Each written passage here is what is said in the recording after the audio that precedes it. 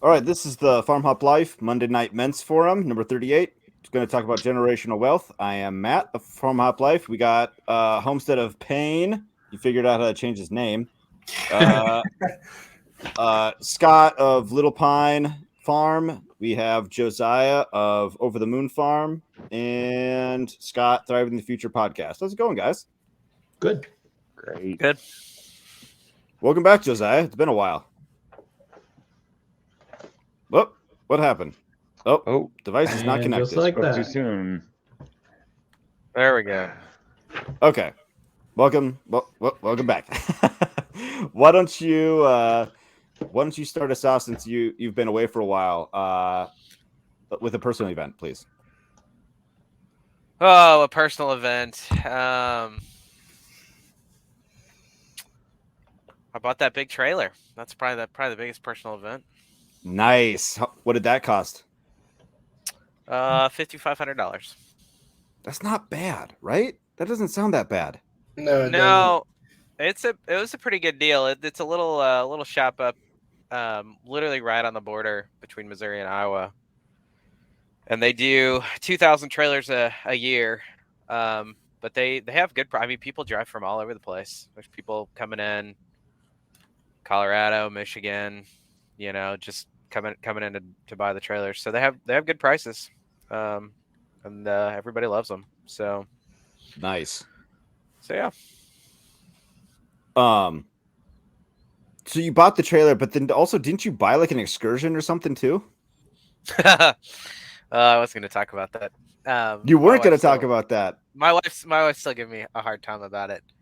Okay. Yeah. I bought. There was an equipment auction, and I was trying to get a diesel truck to pull the trailer. Because humorously, my wife actually drives the two biggest vehicles that we own, the two that can tow the most. So I was trying to get something so that I wasn't using one of the family cars to tow the trailer. Right. And they all started going over my price limit.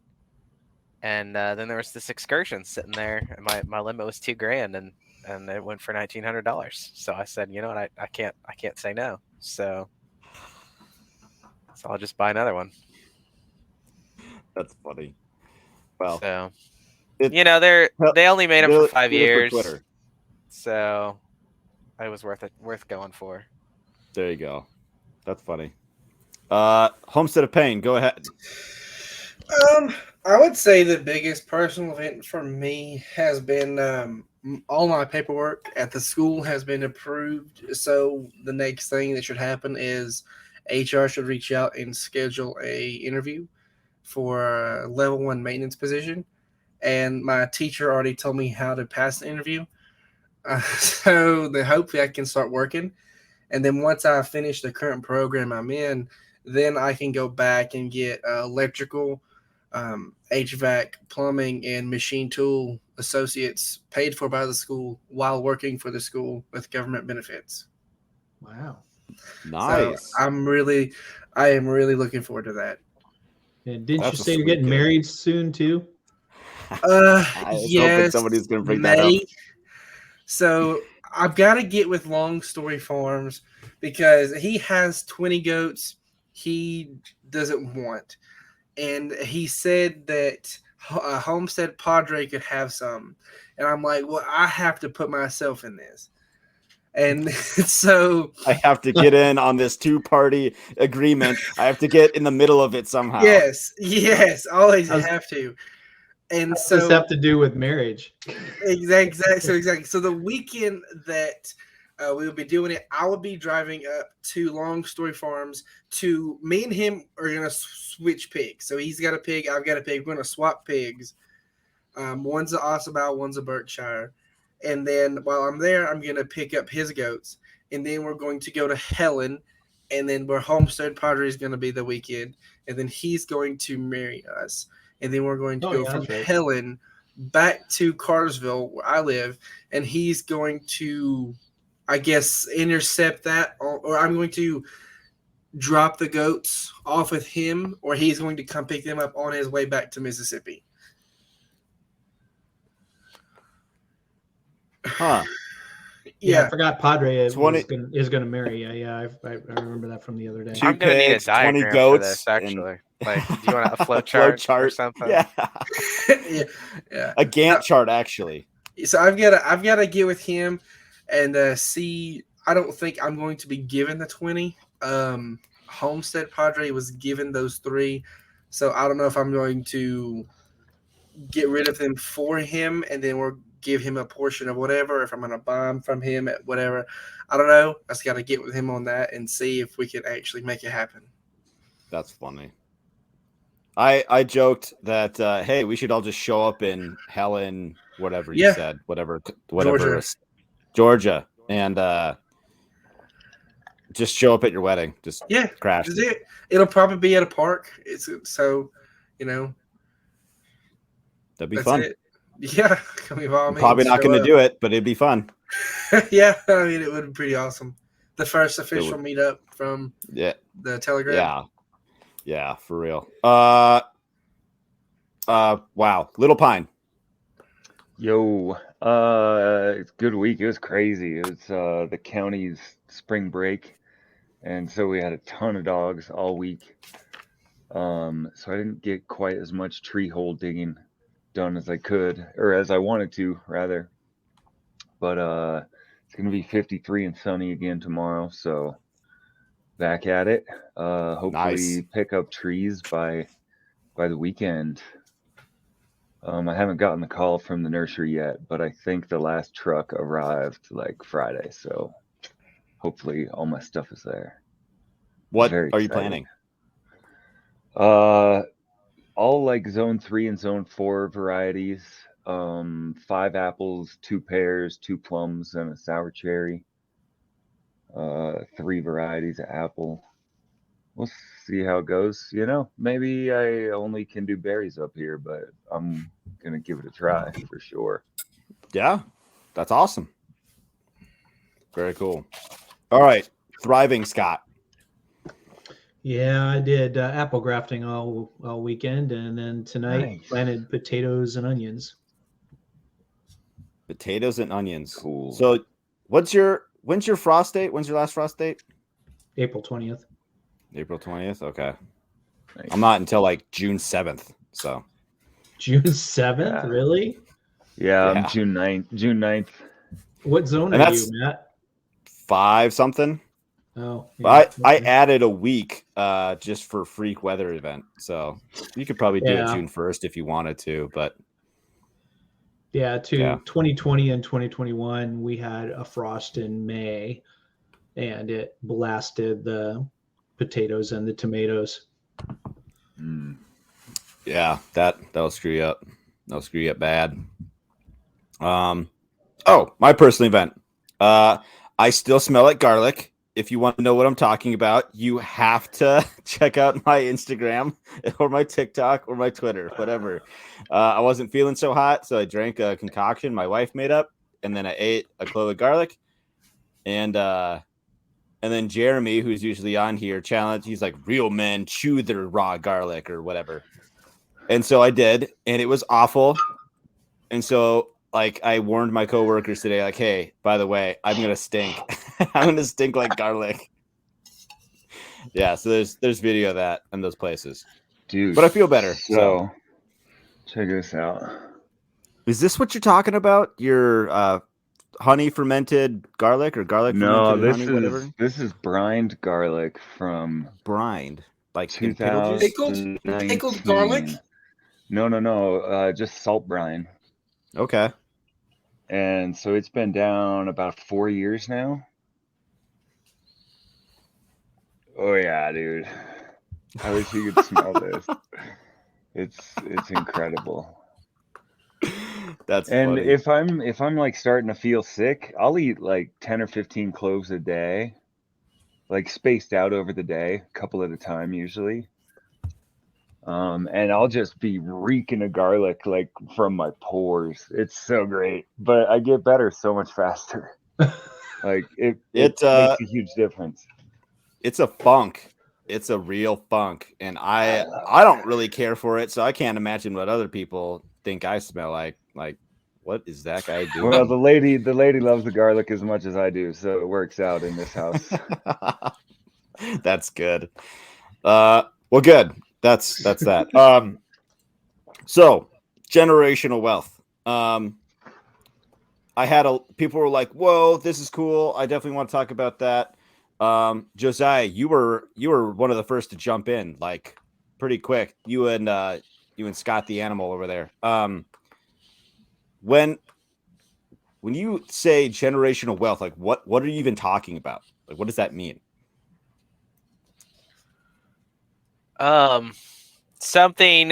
Basically something that assists in springboarding my children into a better life.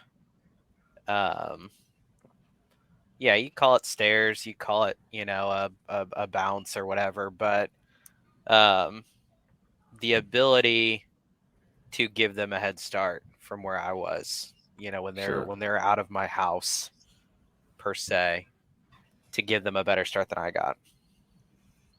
Kind of like And then a safety net. I don't actually. That implies that they're gonna fall. I think it's more about just giving them a leg up, than it is about letting them, or about having a safety net. But I think if more people did that, you would have a lot more. I'm not going to go blaming generations, but everybody blames the boomers for not passing on their wealth. Right. And I've seen that, not just with boomers, but they'll make a lot of money and then they'll spend it all on cruises, and there won't be anything. And it's kind of a shame, because you could give your kids a start. Not that they need it. Hopefully you have taught them otherwise, but I had a boost. My aunt and uncle paid for my college, and my parents helped me with the down payment.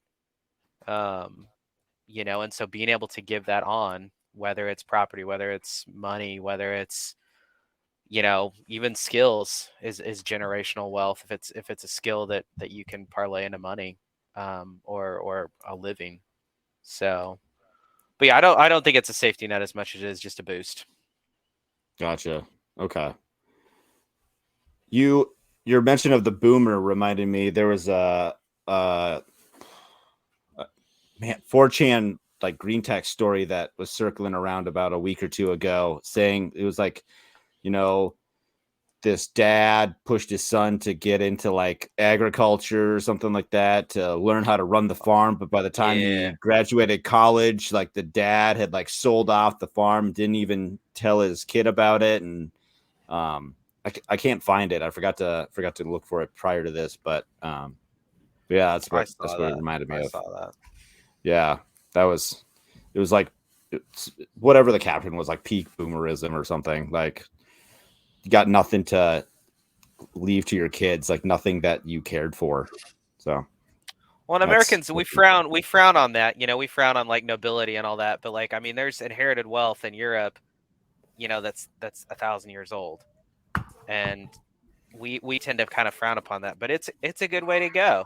There's nothing wrong with that. You want your kid to be responsible for themselves, but there's nothing wrong with. Build off that, there's wealth in China that's dynasties old. What I mean? Sure. I mean,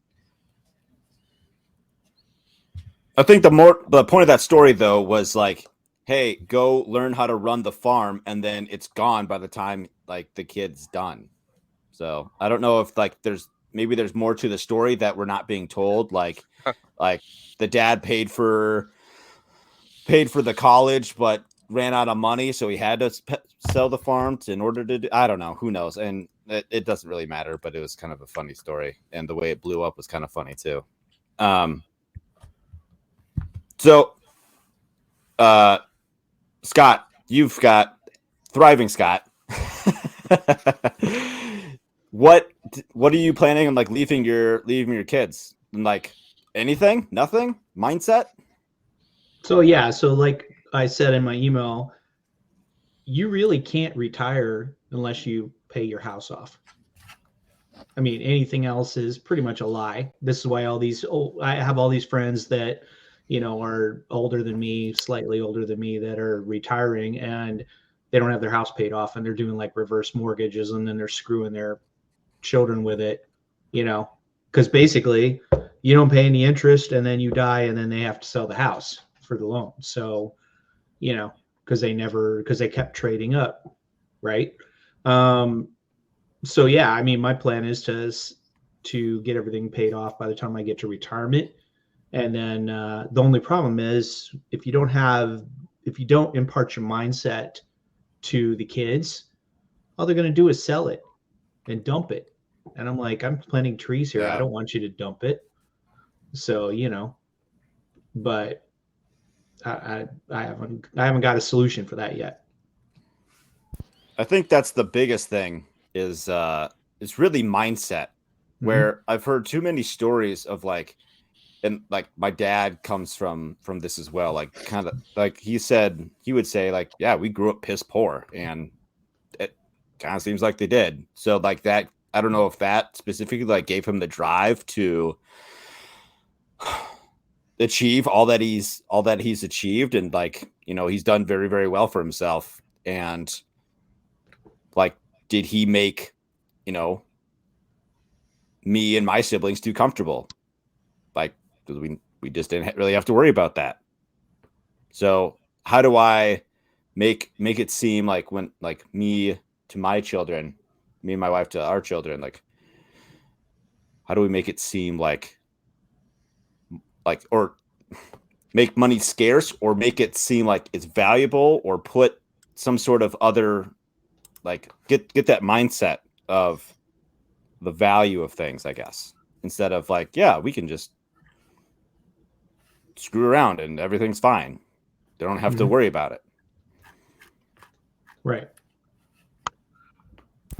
My brother taught me about, he introduced me to the idea of thinking about money as energy, and like it's come from somewhere and it can go somewhere, and you can waste the energy or you can do something productive with it, and even kind of perpetual with it and use that energy to create more and more and more, or you can kind of become a black hole and just become obsessed with sucking that energy from anyone and everyone you can get your hands on. Right. And to build off that specifically is energy. It's one thing that I've been having a struggle with. It's time. Your time is your money. It is your income. For me, do you want me to work for you? It's $20 an hour. That's because that's what I can go out and get.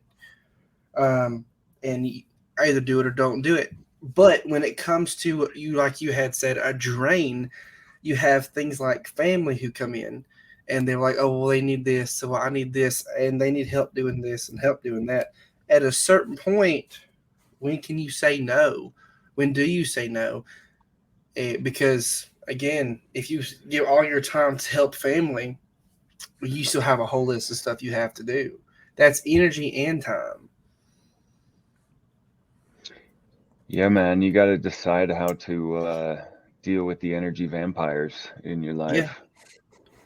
And you can't help everybody, and you certainly need to put your own oxygen mask on before you help others with theirs, or else you're no good to anyone.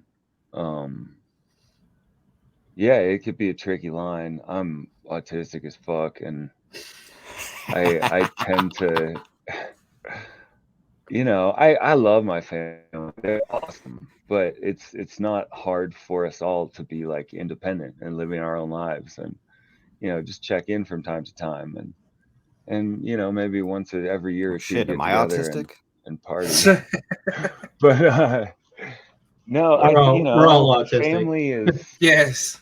family. I've always, and we'll get to this in a second, I guess, with me, but family for me is a different thing. It's the people I choose to have in my life, which does include my siblings and and my mother as often as I can get it. But yeah, whatever. It's a tricky situation. So my son is going to be 3 soon, and we are, for the last couple of weeks, we've been entering the why phase, like why everything. I'm Like, still in that hey, phase. buddy. Well, good. That's good. Like, so he goes, like, I gotta go to work. Why? I'm like, because it gives me money. I'm like, why? Or why do we need money? And so like he's already like when he asks, I go, why does work give me money? Or what do we use money for? And he's like, to buy the house, to buy our cars, to buy our food. And he just starts like listing all these things, like what money gets us at, almost like 3 years old. And the other thing that you guys reminded me of was like when a little bit further down the road, we're going to go through like how to, like, what the difference between earning money at a job or like making money when you work for yourself. Like you're fulfilling a service that wasn't there, or like the market wasn't totally saturated. Like, so like Scott, Little Pine, I don't know whether to call you Little Pine or Animal Scott. I don't know. It's all right.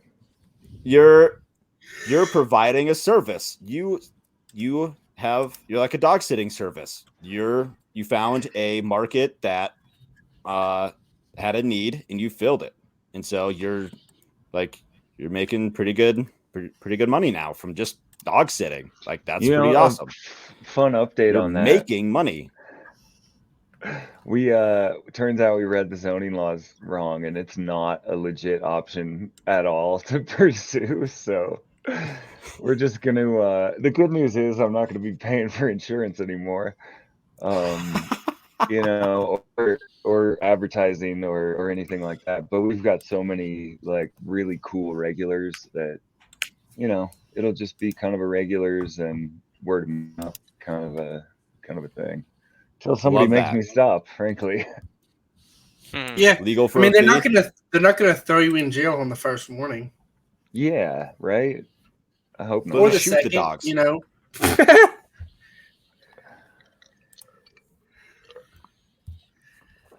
So that's fun. That is fun. That's a nice thing. I'm looking forward to the next the new Ruby Ridge or Waco will be Of dogs. Pine, Colorado. Yeah. So, Animal Scott, Yo. it's interesting that you're here. Well, Grant too, but he's still just a baby. But But see, the thing 'cause, is, like, I've learned these things as a baby. Like That's my true. perspective on money, how I learned money, how I understand how to use it, how I am going to interpret that to my children, and how I'm going to be, quite frankly, build it myself. So, but Scott doesn't have children. So what is generational wealth to you, Scott? Yeah, I've been thinking about this a lot the last decade or so. Yeah, the no kids thing was not for lack of trying, just not in the cards for either of us. So Sure. I kind of think of it on several different levels, from the micro to the macro, really, as above, so below. Starting with the soil, like I can build soil right here and, hopefully build some sort of neighborhood pasture program to build the soil of the entire neighborhood and increase fertility and, provide people with planting stock and increase the biodiversity and the food production in the area, and leave behind skills and a replicable model that other people can do anywhere. That's one thing that with this idea that I'm really stoked on. I feel really open talking about all my plans because, frankly, as long as you're not within like 5 miles of me, I don't think we'd be competing anyway. Like, it's going to be a very targeted situation, and beyond that, like at the very top level, I don't want to die on this planet. I want to go to Mars and practice what I've taken to calling Genesis agriculture, and helping to support the things that will keep this biosphere alive. I mean, there's no sustainability. There is no permaculture unless we have the technology to stop the next rock that's like already on its way. And once I started reading about like organic farming and these methods in China that were used to sustain families on small plots for 500 years, and it's like you can't think that way without getting to this point. You know, for me anyway, it just became so obvious.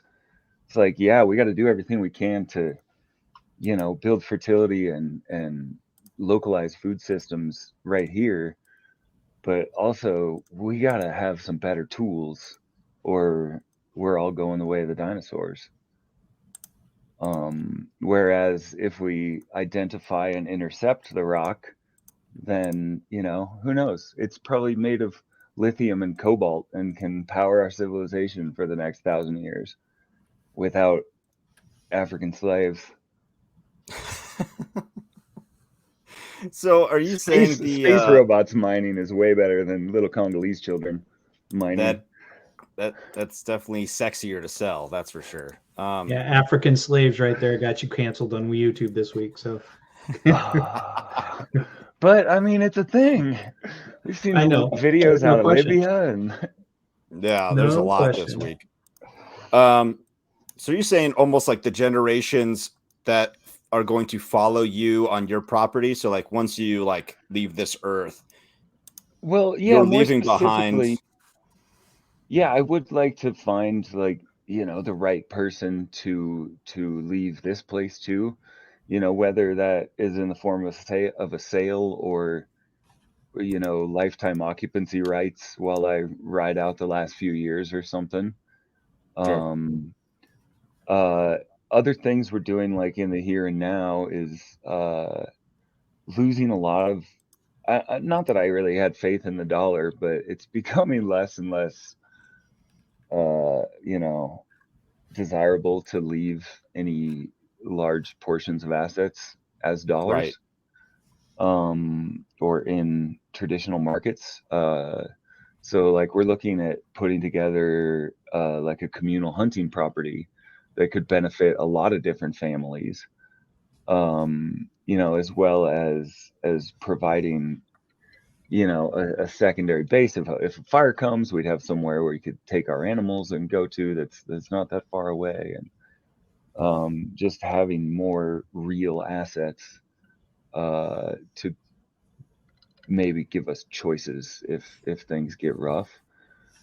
So yeah, you know, developing a successful business is being able to find a young farmer who might not be able to afford their own place, and, you know, when I'm 60 or 70, bring them on. And, you know, if they connect with the land in the same way that I do, then, you know, it's theirs. And now they have a chance to raise their family. And I'm not so concerned about genetics as I am about memetics. Sure. You know, just proving out ideas and showing people, like, look what I'm doing at 8,500 feet. You want some banana ice cream? The goat milk, the yak milk, and the bananas were grown right here on this little parcel. So just, you know, there are powerful ideas that can. One of the reasons I'm so interested in like the Mars stuff and off-world biospheres is when you do these closed cycle experiments, it tends to help people on this planet realize that we are currently in a closed cycle experiment. It's a very big and very resilient one. Complex. But all our eggs are in this one basket, and we don't have a way to protect it, and we don't have any seeds scattered around yet, for, you know, the inevitable end of this little ball of rock. It's permaculture, man. Space tech is permaculture. You bring up a kind of. Oh, sorry, I got distracted by this deer out my window. Nice. I forgot what I was gonna say. There was. No, I totally lost it. No, somebody take it from here. Was it Be Right Back? I'm gonna get a gun. No, that season's just over. checking. Oh, Grant. Yes. You seem pretty close with your family. So like your parents and like I think you mentioned your aunt a couple of times, and like obviously like your grandma and stuff, and you're trying to buy like your grandma's property. So like that's that right there. My dead great grandmother's property from my aunt. Yeah. So that right there, that's generational wealth. Like, yes, you're having to purchase it, but it stayed in the family. Yes. So that's one thing is generational wealth to me is my grandmother's house she lives in, the 10 acres it's on, the 13 acres my great grandmother's house that's on, it's 175 years old. Across the street is 17 more acres my grandmother owns. And then there's another 100 or so acres that my great grandfather used to own that his sons kind of, stepped in and I would say swindled their way for it to be theirs and then turned around and sold it off piece by piece. And it's not, this is, in my opinion, it's just the start because this is my parents moving forward on that. But I can do it myself. I can go buy 4 or 5 acres here, 6, 7 acres here. I know my girlfriend, her grandfather built the house they're staying in, and he plans on putting her on and one of his sons on the title. And, he had sold 10 acres to his neighbor. Well, we can get that 10 acres back. It's not just my generational wealth. It's what would come from my other half too. Sure. And really I would say it's in land. No matter what part, how the quality, it comes down to land. Don't pay an outrageous price, but just acquire land. And then with everything I plan on doing with the land, building it up, putting into it, and just keeping a cycle back into it, I can only be improving the property. And then as time progresses, that land's going to be worth more and more. And you have on here will or trust. And at some point, I feel like all that land is going to have to be in a trust because if you want access to it, you're going to have to use it. And it goes, if I have 12 kids and only 4 of them want to use it, then only 4 of them get it. So. Right. That's something I'm thinking about doing here is like, how do I protect this place as best I can and also hand it down without them have I still need to like look into like the tax laws or whatever, so they're not having to pay like inheritance tax, an accountant and a lawyer. You need to set up a trust and add them as the beneficiaries. Yeah, we just did it actually for this property. Is it hard? Is it expensive? No, I think it was like $2,000 for an estate lawyer, but I mean he did everything. It was just a matter of like, sit down and explain what exactly we need, and he makes it happen. It's not like a legal Zoom thing. No, a little more complicated than that. Well, I don't know actually, but you could probably get ChatGPT to write it up, right? Yeah, probably. That's true. There you go. But the trust is the way to avoid all of that bullshit. Mm-hmm. And really make sure the maximum. It avoids probate altogether. At least I know it's different in different states, but at least in Colorado, because like even if everything's squared away when you die, supposedly, the state can still like get into probate and have their say, and there's a bunch of weird stuff. And it's not just state; it's federal. They're coming for their 30% regardless. And even if you break down the overall tax bracket of what they get like 3 point something to maybe $4 trillion a year, and they only get a handful of billions from tax. that when I say they, I always mean the federal government and the people who control them, is they don't want you to have generational wealth unless you are, the Chase family, unless you're the Morgan family, unless you're Johnson and John. They don't want you to have generational wealth, Right. because then you can challenge them. Does the property need to be paid off to put it in a trust? No. Okay. No. You will just arrange things so that the trust is paying the mortgage. Okay. But I seem to remember the average cost of probate was like $5,000 or $7,000, and the cost of a trust is like $1,500 to $2,500 or something. So it's like, why not do it? Yeah. Yeah. Check it out. I'm not a lawyer. Oh, I forgot to say, none of this is financial advice, and none of I us are always give financial financial advisors. advice. You would definitely need to talk to an Island. accountant and a lawyer. I know my parents had just spoken to one. They set all their stuff up because my sister screwed herself out of everything. So they set Whoops. it up. Yeah, so they went ahead and they set up their stuff, made me the executive will. They decided not to go into a trust, but once more land gets added, more, because I intend to acquire as much land as I possibly can. Things probably might get lumped together, either that or put into a LLC or something like that. So did you have to did you had to refinance your house so that it was in the trust or LLC or whatever? No, it was pretty straightforward. Eventually the LLC or whatever of the farm, will pay rent to the trust or whatever Sure. to cover, all the expenses of the property that way. Like just enough to cover like property taxes and stuff. Well, no, mortgage, taxes, utilities, like everything, Okay. I mean, that's the real goal, is to have the property paying for itself. Okay. Yeah. It was easy. I mean, with professional help, it was super easy. Like, we didn't really have to do anything. Yeah, we have a Gotcha. farmer across the street that just recently passed, but him and his family, you start looking on X or whatever, the hunting app, right? It tells you who owns I the love it. land. I use it so much.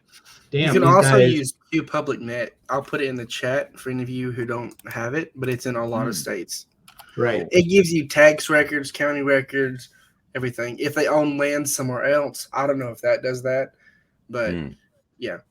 Yeah, so this guy across the street, him and his family own half the county when you start looking around. So Whoa. Dang. How about you, Josiah? What kind of stuff are you stacking up for your little army of kids? Oh, a little bit of everything. I don't know. My dad's been a pretty good example of kind of setting us up, and so same kind of thing. One of the reasons that he bought the mini excavator that he's been using. Nice. It's an asset. It's a hard asset, and if he's not, he's not going to be rocking it as a full-time job. So it's not going to rack up a bunch of hours. So it's a hard asset that doesn't go bad. And the full intention is for it to stay in the family and get used on me and my siblings' place. My dad just did that with a tractor. Yeah, no, it's part of the reason for the sawmill and for the tractor I have, and for some of the other stuff like that. Growing up, my dad ran his piece of property with a walk behind tiller and an old truck, and so being able to set my kids up, with a little bit more to make it easier to get stuff done, it's a big deal. So some assets like that. The other plan is when we finish building the house we're going to build on this piece of property, we're going to renovate our current house, and it'll be a house available for the kids if one of them needs it to stay. And then the real dream is, if the market comes crashing to earth, trying to pick up some of these cheaper in the little towns around us, pick up some houses around there, as a way to say, hey kids, you want to stick around? Like, here's a house, you can move in here. And if it's rental income. If they don't, and if they do, then they have a place to stay and a place, and again, giving them that jump start. If I could cut in real quick, Yeah. Josiah, one thing you said that I wanted to just put out here before I lose mine, when the crash comes, because it's either going to come or they're going to throw us into another world war and just kick the can down the road for another 40 years. Who knows? Because, we don't know the extent of the Fed until it stops. Is have enough liquidity on hand to go out, and if someone's landscaping company is going under and they've got to sell 4 mowers, 2 trailers, trucks, and all their equipment, you can go in and you can buy it for a quarter of what you could have 4 years ago. Same thing with property.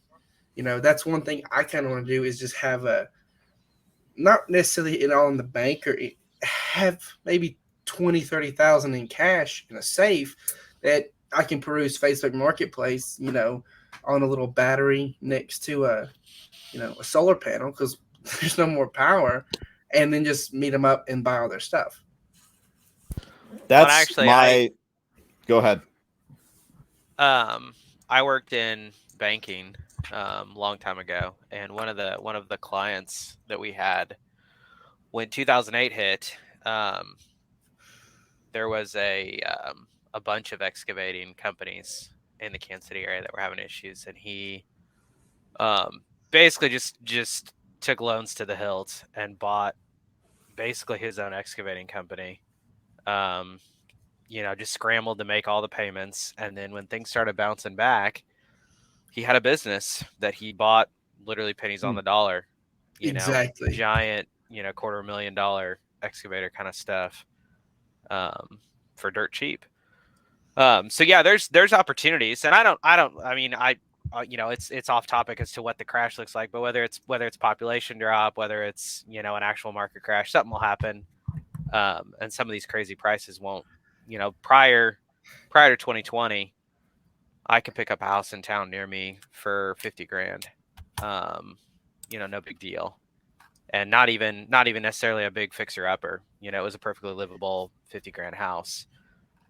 So when that, if that or something like it comes back, that's pretty doable. You mentioned population drop. That's one thing. I've got some longtime friends up in Idaho. That's one thing that she mentions, is because they get a lot of overflow and spillage from California people trying to find sanity again. And there's a lot of people don't understand how many boomers there are and how much housing and property they own. And when they start dying, it's gonna flood the market.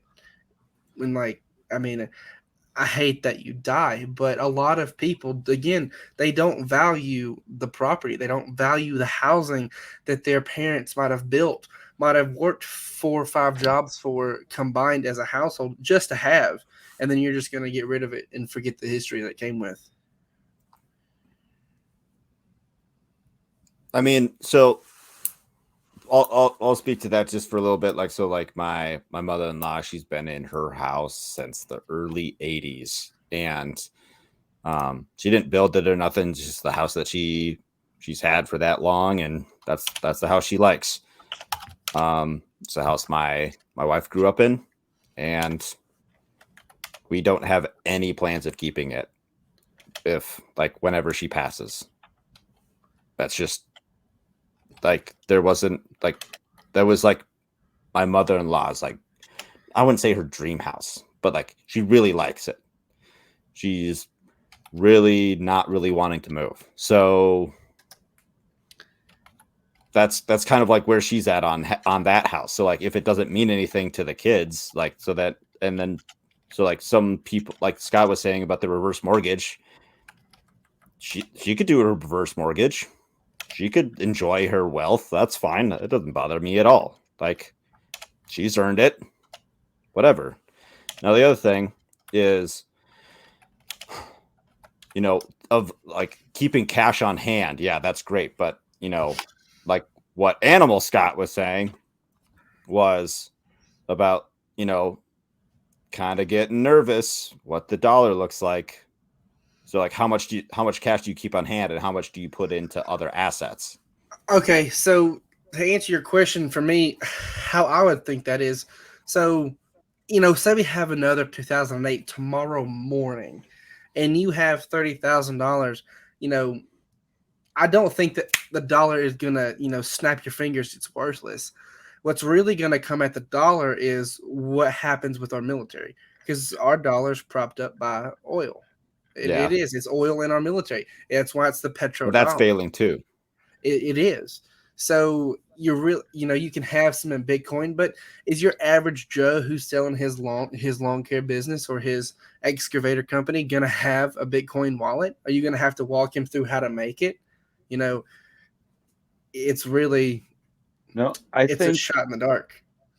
I think it's not necessarily that 30,000 would become worthless like in the span of a week or whatever, but that 30,000 would be required to be exchanged for digital dollars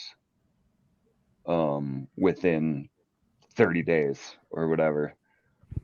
And then use of the paper ones are then outlawed from that point forward. Yeah, or like Greece, you can only take out $50 from the ATM. You're not getting any more of the money. There should have been a bank run on the banks a couple weeks ago, but nobody has any money because they're all in debt. So mine's all at home already. I took all mine out of the banks when COVID happened. Yeah. But like Little Pine, like you were saying, is I don't think it would be that drastic. I mean, they might be stupid enough to make it that drastic, but I think they're gonna slow people into it, like they did with the lockdowns. I mean, they forced you into your homes for 2 years over nothing, made you cover your face for a common cold, essentially. But I feel like they'd say, "Oh, here we have a more stable, alternate to the dollar. Trade that in. You just got to use your debit card. No more cash. Just tap your phone, and we'll give you $1.25 or $1.50 per dollar." Yeah. A couple months later, it's $1.10. A couple months later, it's 90 cents. A year into it, it's 50 cents on the dollar until the dollar's just gone. I feel like it'd be a slower phase. No, I thought that way too. When I first started looking into it, and the lady of Little Pine actually convinced me that there's too many. You can't give people that much time to build alternatives and find the loopholes and find the workarounds. True. She's convinced it would have to be fast. They would be. So you think they'd go in, hit it hard, hit it fast, create, I think it would be not more than like 60 days, maybe 90 at the very outside. I feel like at that point, banks would be on fire. They'd have a whole lot of unrest on their hands, like we did with the Summer of Love. Like cities on fire. The police. They don't have to serve them. I kind of think you guys are giving them way too much credit. Maybe. They keep pushing back real ID. They can't get IDs right. So how are they gonna like make the money go burr faster? I mean, they've been running pilot programs in Sri Lanka and the infrastructure they have, the software's been made. Yeah, but we've had paper IDs for millennia, and they can't figure out a piece of plastic. But ID. we've only had what do you mean by that? For 15 years. What do you mean they can't figure out an ID? Like they keep changing, so like they're having trouble with the real ID. I don't know the specifics, but they keep bumping you must have your whatever driver's license updated by this time, otherwise you're going to be forced to get a real ID. Now it was supposed to happen this year. They bumped it like another year or two. Okay, so we were about a month. We were about a month away from vaccine passes. Oh and yeah. mandates. So Yeah, and then they could Yeah. roll Are that they out here? in no time flat. No, No. but But again, I mean, they were in some had localities. what we had with COVID was in the lockdowns. I think that was just again a trial run. They just wanted to see no what would question. happen. What's going to happen next time when Bill Gates just drops a suitcase of smallpox at the airport? Whoops. I Well, mean, and the You're definitely getting infrastructure's canceled this there. week on YouTube. sorry, man. I Like don't they care rolled anymore.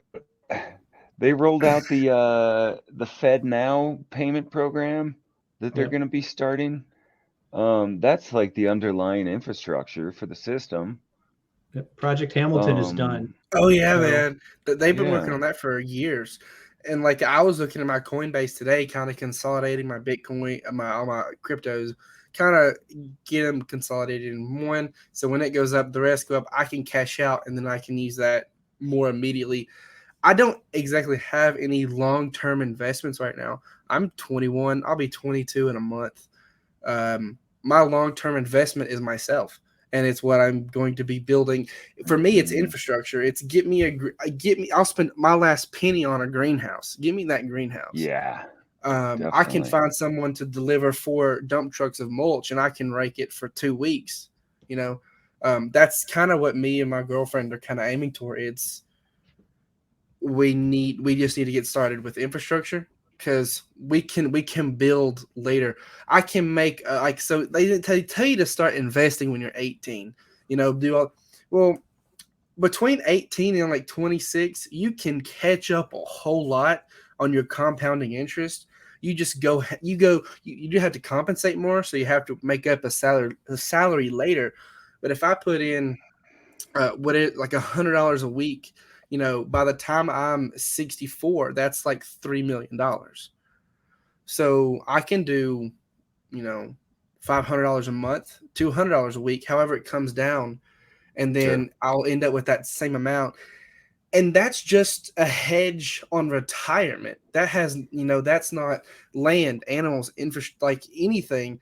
It's not relationships you build. One thing that just kind of hit me is you build generational wealth with connections you make through other families. We had a church family we met about when I was knee high, and I'm now like taller than that. Their daughter is 26. She's fixing to have her first, daughter. I'm considered an uncle, and to the in their family. So that's another form of wealth that I don't think many people consider. Like Scott mentioned, he picks his family. I have an old school way of family. Family's family. You mess with family, kind of almost Italian like. But you can get removed from that family. You can. Yeah. But you can also expand it a whole lot. I think that's a really good point. Working with other families, a banking family on their own might not have the kind of power that they want to wield in the world, but a banking family and a arms contracting family and a political family all getting together, they can start a war and generate Hold some on, let real me put on my generational yarmulke. wealth. So, I mean, we got to do the same thing. I'm trying to build, I see the first kind of glimmers of a little farmers co-op out this way. There's a couple of people doing some cool things, and we're starting to connect with each other. Oh, what? I'm No, muted? Ron, No, not other you. Scott. Oh, Other other Scott. Scott. Like I thought somebody'd say something by now. No. Yeah, But yeah, that's an important tactic, is not going it alone. I mean, not Yeah. necessarily investing only in your nuclear family, but investing in a larger tribe, in a larger community, and getting some synergy going that Mhm. can get that tide rising a little quicker. And to build off of what you said, tying back into what Matt said when we kind of started about his son learning, about everything, and then that father who sold his farm after getting his son to go to college, is keep your kids out of public school. You want them to follow in your footsteps. Have your son, who's 2 feet tall, following at your side while you're running cattle, while you're fixing a fence, while you're not tilling, but doing whatever in the garden. And then when they're 6 or 7, give them a task of chores. In my opinion, the perfect example of this that I have seen is Justin Rhodes. I mean, watch his family. That is, in my opinion, that is my goal. That is my ideal. Yeah. Incorporate them into the family business. Exactly. And then that ties into another one of your things is pay them through your business. And they can have a Roth IRA, but they can also have a salary of like $1,000 a month, and that's also legalized child labor. Yes, absolutely. Literally. I mean, like they don't. So technically, like my kids are like in my Twitter posts and stuff like that. Instagram, all that stuff, and so. Technically, they're part of the business. Like Farm Hop Life is a business. It is registered as a business, and I could pay them like for their whatever their picture. You're a content creator, so you pay them for their appearance and this or that. Yeah, that's an option. I haven't taken it yet because, Farm Hop Life doesn't make any money. Well, we're gonna worry about that later. And then they'd have an interest in continuing the business. Like, hey, this is the thing I built with my dad and my mom and my siblings. And that's, I think, where farmers get a disconnect. You have your old 80-year-old farmer who's done it the old row crop way his entire life. And then you have his 30, 40-year-old son who has gone to school, has learned this stuff, is like, hey, Dad, let's do this. No, I done it my way. There seems to be a lack of merging kind of the two when building up and transferring over. And sometimes it may fail, sometimes it may succeed. But you have to be able to form with the times. Like a lot of what you see now is subscription based. I worked at a flower farm, I think last Wednesday, and they do subscription flowers. You pay her $60 a week, you get a bouquet. $60 a month, you get a bouquet of flowers every week. The same thing can be done with meat. Same thing can be done with the guy who actually helps worked on a CPA, some type of subscription based farm up in Vermont. They had like 600 monthly subscribers, and they got all their money up front. So they have basically half the season's money up. Yes, that had half their money up front for a full year, and then they got the rest as it came in. And that may be a way to do it. I don't know.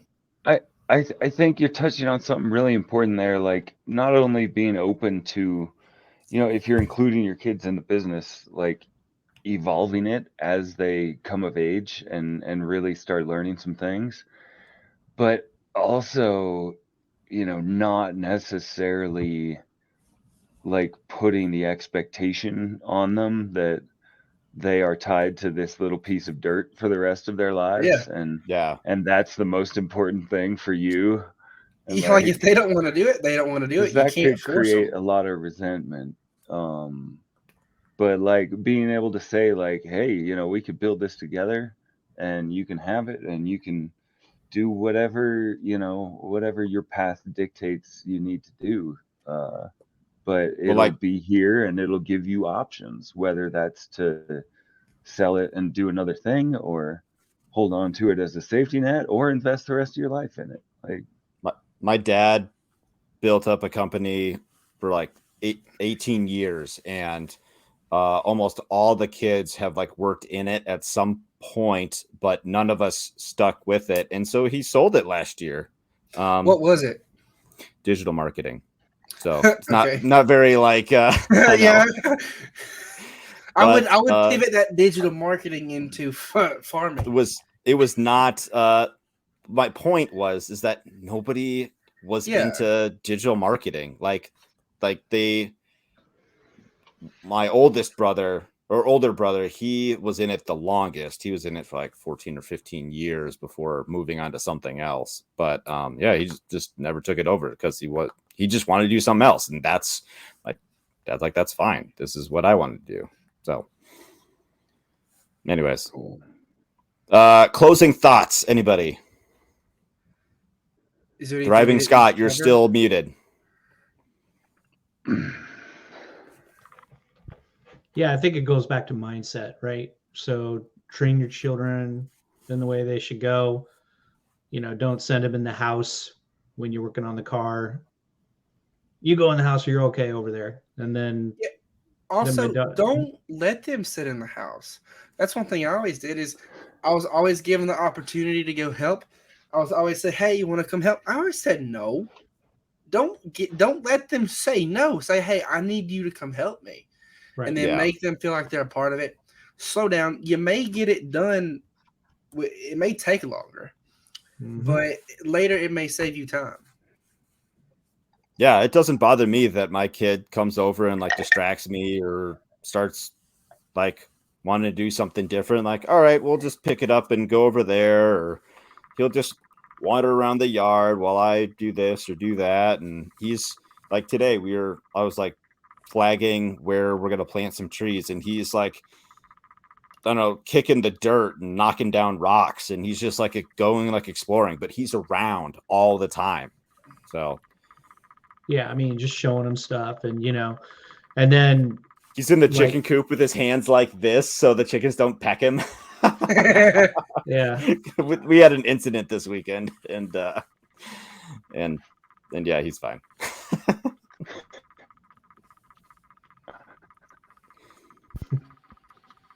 Go ahead, Scott. Thriving Scott, you were saying. yeah. I mean, so like my daughter, I never taught her how to change a tire. So first time she had a flat tire, it was an absolute catastrophe. And she was literally like having a panic attack. And I'm like, just chill out, just work the plan. And she didn't know the plan because I didn't teach her. And so, in retrospect, I wish I would have. Because I changed tires before. I should have taken her out there and showed it to her. Sure. Did Yep. you go back and show her how? Yeah, but she was like not teachable by that time. Okay. You could also teach them delayed gratification. That's a Mhm. big one. I Josiah, have my closing thoughts? patience issues. I think the learning thing is good. One of the things I joke, my dad was very capable. He did everything himself, but he wasn't very good at teaching us as he did it. Sure. What he did do though was he taught us that we could do anything, and so I think that's a big way of passing on that wealth, of knowledge, because it's not just about the money, obviously, but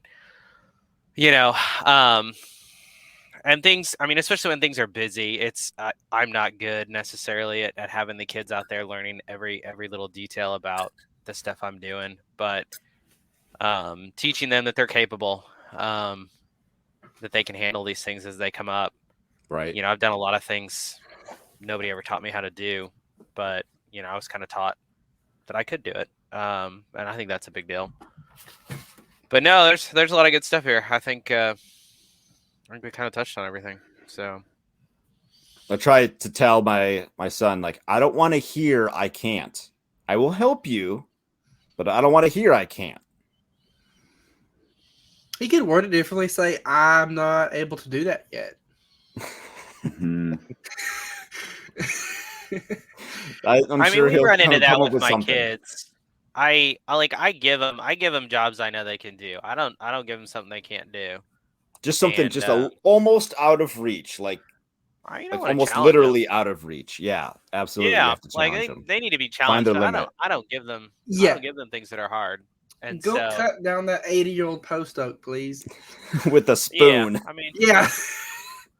so there's the balance of it. I mean, there's a challenge, but I want them to feel capable, but they don't get anything crazy.